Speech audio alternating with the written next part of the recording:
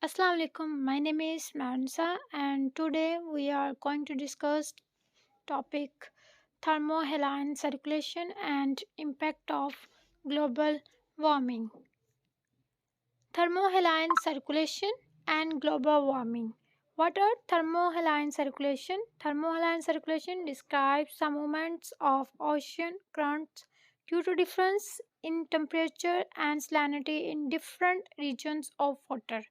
Temperature and salinity change the density of water, resulting in water to move according. What is global warming?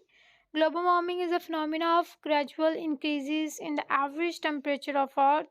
It is caused by the release of greenhouse gases like carbon dioxide, methane, chlorofluorocarbons, etc. into the atmosphere. Water thermohaline circulation's process. Winds drive ocean currents in the upper 100 meters of the ocean surface. However, ocean currents also flow thousands of meters below the surface.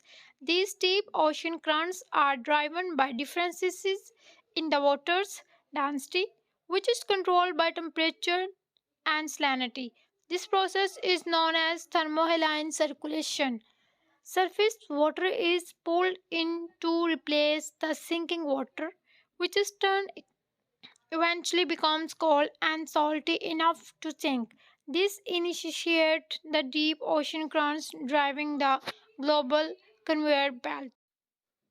Duration and role of thermohaline circulation. It is estimated that it can take 1000 years for a parcel of water to complete the journey along the global conveyor belt. Thermohaline circulation plays an important role in supplying heat to the polar regions. Therefore, it influences the rate of sea ice formation near the poles, which in turn affects other aspects of the climate system, such as albedo and thus solar heating at high latitudes. Impacts of global warming.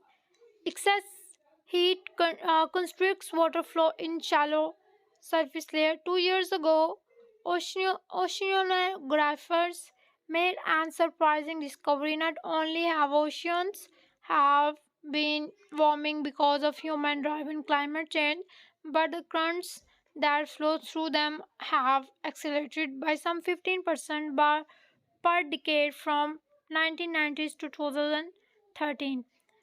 Global warming can affect this by warming surface water and melting ice that adds fresh water to the circulation, making the waters less saline.